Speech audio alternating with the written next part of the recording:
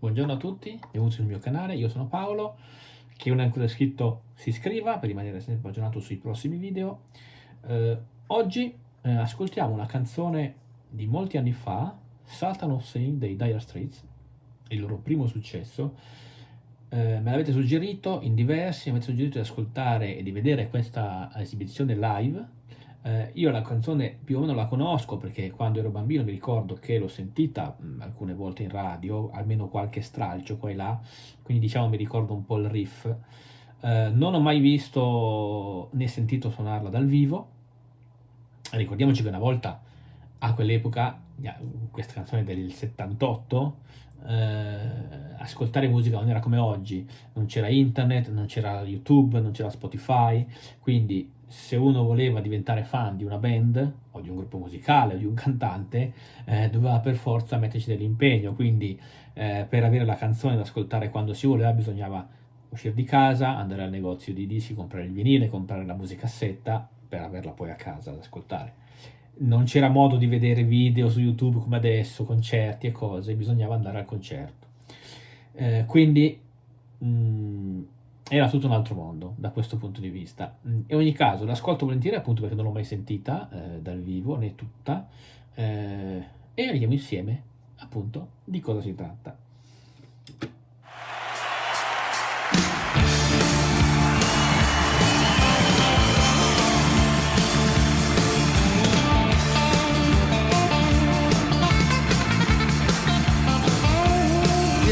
Shiver in the dark, it's raining in the park the main time. Sound of the river, you stone your whole everything, come on down. Man's blowing Dixie double fountain. Yeah, you feel alright when you hear the music, yeah.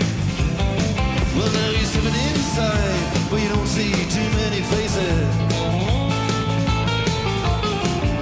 Coming in out of the rain, they hear the jazz go down. Competition, too many other places. Yeah, but the horns, they're blowing that sound, they're blowing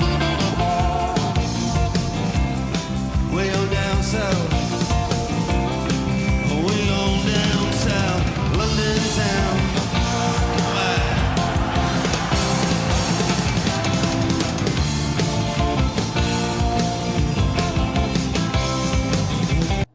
Interrompo solo un attimo, intanto vedete subito che l'atmosfera, quindi la parte visiva, la parte musicale, era un'altra epoca. Di questo però parliamo alla fine, voglio dire la mia poi e voglio sentire anche la vostra nei commenti.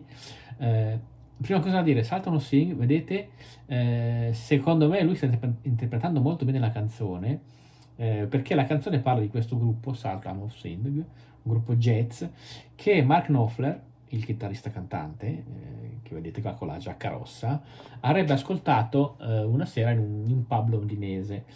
Un gruppo, diciamo così, jazz composto da impiegati, diciamo, che per hobby appunto suonavano, un gruppo tra virgolette mediocre, che però parlava della propria musica con molta convinzione ovviamente.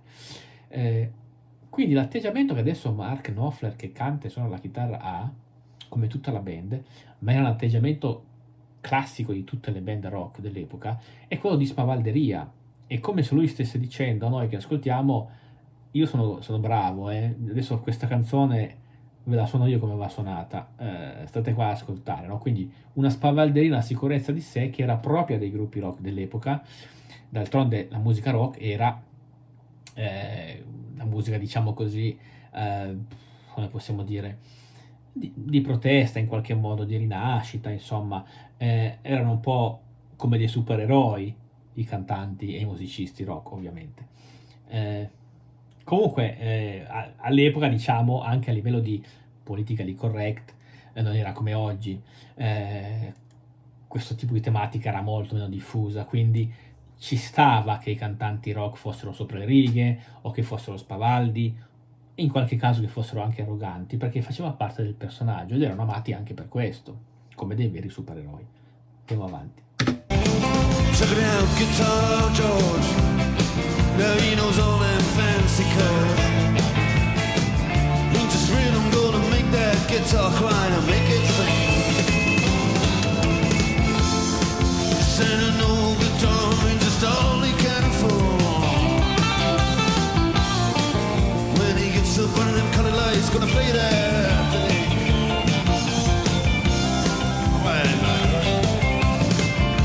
Then Harry doesn't mind if he doesn't make that fancy scene. Got daytime job, you're doing quite alright, thank you very much. Do the honky tonk just like anything. Saving it up for a Friday night with the Sultans. Yeah, with the Sultans on swing.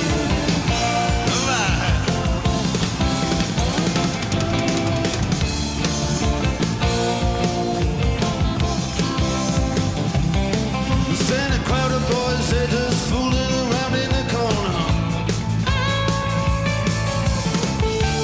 Drunk and dressed their baggies in their best King's Row.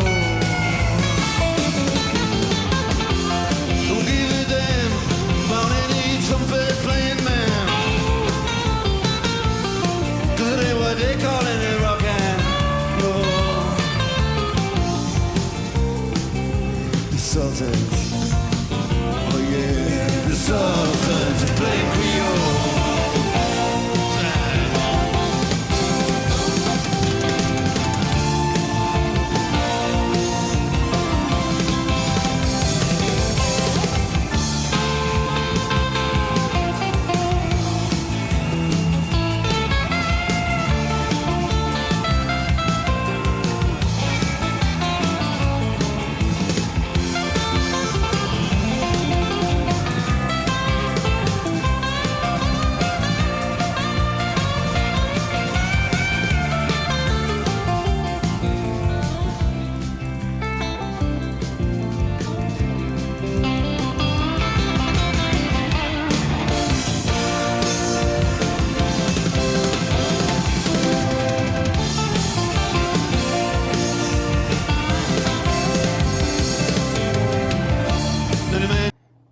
Solo un attimo, avete visto intanto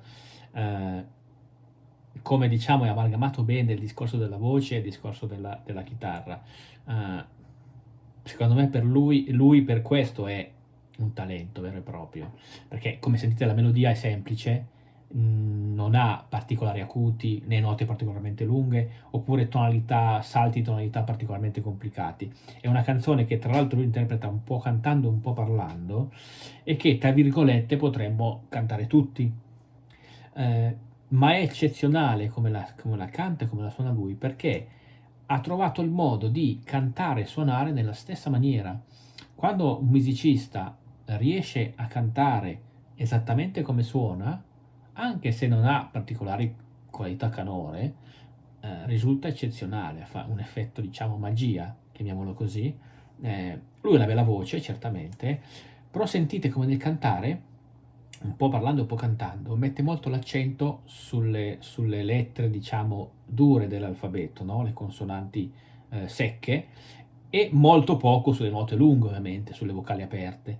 La stessa cosa fa con la chitarra, infatti anche quando nelle strofe normali continua a cantare, quindi la piccola frase diciamo cantata e poi la frase con il riff di chitarra che risponde, anche nella chitarra tende a fare delle note molto veloci, spesso stoppate, quindi brevi, esattamente come le sillabe che pronuncia a voce.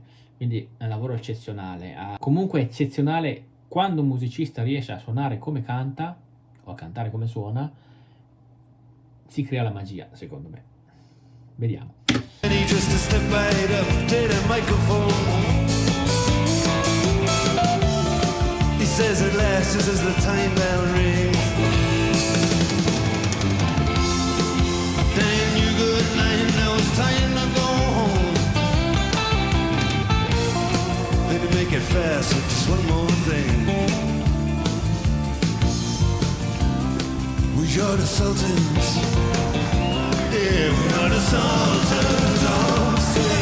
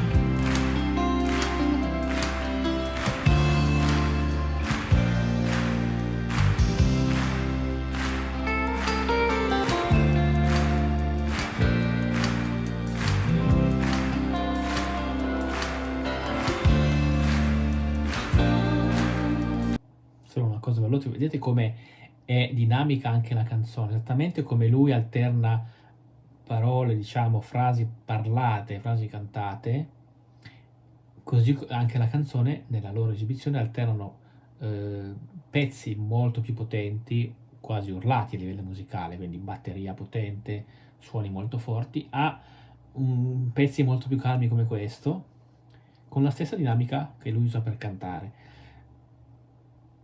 Allora andiamo avanti.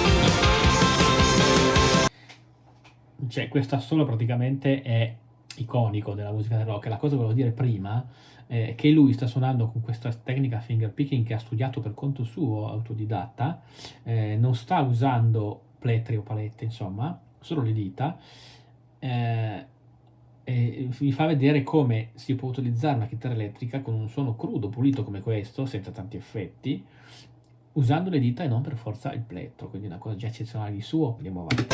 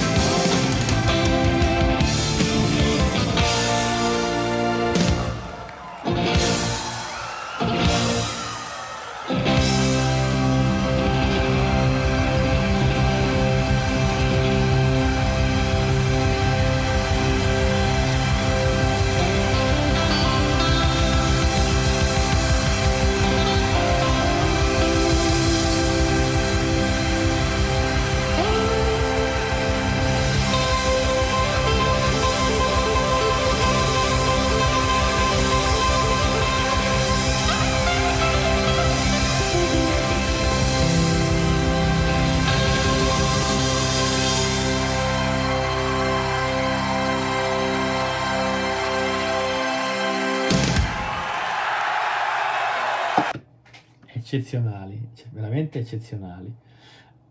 Allora, per riallacciarmi a quello che dicevamo prima, vedete, vorrei parlato del discorso, diciamo, anche visivo, oltre che musicale. Diciamo, intanto, gruppi rock dell'epoca avevano tutti questa indole di ribellione, di messaggio, no? Quindi la loro esibizione era incentrata sulla musica, appunto, e sul testo. La musica era abbastanza cruda, avevano meno effetti ovviamente di post-produzione sulla musica rispetto ad oggi, perché ce n'erano di meno, e poi perché loro, i gruppi rock soprattutto, nel panorama della musica in generale, erano quelle formazioni che venivano dai pub, cioè loro scrivevano canzoni per poter cantare dal vivo e andare in giro nei locali. Il discorso discografico, quindi poi la produzione di LP e via dicendo, era quasi un discorso aggiuntivo, ma il fulcro della loro vita musicale e anche dei loro personaggi, per cui si creava poi questo mito dei supereroi, era quello di suonare in giro. Anche perché la musica in generale era meno mainstream di oggi, perché non era così fruibile e disponibile facilmente. La musica passava per radio, ok, ma a meno che non ci fosse un programma televisivo specializzato, musicale, che faceva passare qualche video, era impossibile vedere dei video di questi gruppi che comunque erano famosissimi. Anche lì, per andare a vedere dal vivo questi gruppi bisognava uscire di casa e andare a vederli. Per avere informazioni musicali, soprattutto per quanto riguarda noi in Italia, per esempio dall'estero o dal mondo anglosassone o dal mondo americano, era necessario acquistare delle riviste specializzate, tra l'altro costosissime, perché non c'erano tanti altri canali a disposizione. Se vediamo, loro, abbiamo detto, suonano la loro musica con i loro testi e sono gli eroi. E così appaiono, perché si vede anche la scenografia, ed era abbastanza usuale per i gruppi rock dell'epoca, non ha nulla. C'è questo nero, questo vuoto assoluto, e semplicemente i musicisti, vedete, molto colorati, eccetera, appaiono su questo sfondo nero come se dal nulla, dalla tranquillità, dalla noia della vita quotidiana, sbucassero questi eroi fatti di luce che portavano a questo nuovo messaggio di risveglio del mondo, diciamo. Quindi la scenografia, la parte visiva dello spettacolo di una band rock era la band rock e basta. Tutto quello che poi è la scenografia, gli oggetti di scena, giochi particolari di luce, eccetera, arrivano poi un po' più avanti, diciamo, con l'arrivo del mainstream, della musica mainstream, eccetera. C'erano degli effetti comunque anche visivi, oltre a quelli audio, erano abbastanza elementari, però ad esempio c'era il fumo finto, no, sul palco, eccetera. Altra cosa che potete notare in questa esibizione, ha fatto un assolo di 6 minuti. Questa canzone è durata 10 minuti e passa, quasi 11. Ovviamente nel disco inciso dell'EP, il vinile all'epoca, durava un pochino di meno perché la parte del solo finale era un po' più corta, ma comunque erano canzoni molto lunghe e tutti i gruppi rock avevano canzoni parecchio lunghe. Pensiamo ai Pink Floyd, pensiamo agli Led Zeppelin, era normale, anche perché all'epoca rispetto ad oggi, dove la musica, la canzone dura 2 minuti, 2 minuti e mezzo al massimo, parliamo di quelli di successo, all'epoca ascoltare musica era un impegno, non era una cosa che uno faceva velocemente via internet. Dovevi prendere il vinile, dovevi averlo acquistato, lo mettevi sul tuo giradischi e poi ti mettevi lì ad ascoltare musica. Quindi mettersi ad ascoltare musica per chi era appassionato era proprio un impegno e quindi ci veniva dedicato del tempo a questa operazione. Quindi passare 10 minuti a ascoltare una canzone, 20 minuti a ascoltare una canzone era normale. Oggi sarebbe impossibile con i ritmi che abbiamo oggi, ma dobbiamo considerare che effettivamente quella era un'altra epoca. Bellissimo questo video, ovviamente ringrazio tutti quelli che me l'hanno consigliato. So che spesso mi consigliate video loro o di altre band o di altri cantanti, diciamo, dell'epoca, e penso che ne ascolterò diverse, vedo che appunto a voi interessano molto, quindi vi chiedo di commentare anche voi questa esibizione, di dirvi se siete d'accordo con me oppure no, ma anche di consigliarmi altre esibizioni loro o di altri gruppi, di altri musicisti, quello che volete. Ovviamente iscrivetevi al canale se non siete ancora iscritti, per rimanere aggiornati. Se potete condividete, per me è importante, mettete like se vi è piaciuta la mia reazione e ovviamente noi ci vediamo in un prossimo video. Ciao a tutti!